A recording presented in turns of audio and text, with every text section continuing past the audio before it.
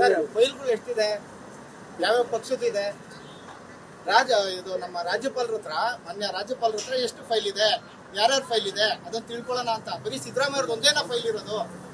ಅಥವಾ ನಾನೇನ್ ಹೇಳ್ತೀನಿ ಗೊತ್ತಾ, ಅವರು ತಪ್ಪು ಮಾಡಿದ್ದಾರೆ, ಇವರು ತಪ್ಪು ಮಾಡಿದ್ದಾರೆ, ಇವರು ತಪ್ಪು, ಸಿದ್ದರಾಮಯ್ಯ ತಪ್ಪು ಮಾಡಿದ್ದಾರೆ ಅಂತ ಪ್ರೂವ್ ಮಾಡ್ಲಿ ಅಲ್ವಾ? ಇಲ್ಲಿ ಹೊರನೋಟಕ್ಕೆ ಏನ್ ಕಾಣ್ತಾ ಇದೆ, ಸಿದ್ದರಾಮಯ್ಯರು ಇದ್ರಲ್ಲಿ ಇಂಟರ್ಫಿಯರೇ ಆಗಿಲ್ಲ.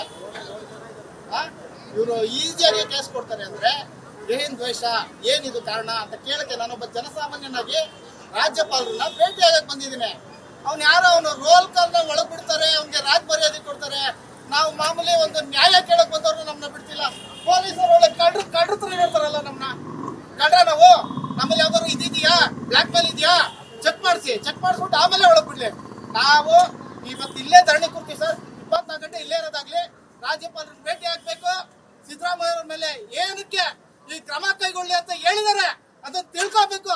ತಿಳ್ಕೊಳ್ಳೋ ತನಕ ನಾವು ಇಲ್ಲಿ ನ್ಯೂಸ್ ಫಸ್ಟ್ ನಿರ್ಭೀತಿಯಿಂದ ನಿಮ್ಮ ಪರವಾಗಿ.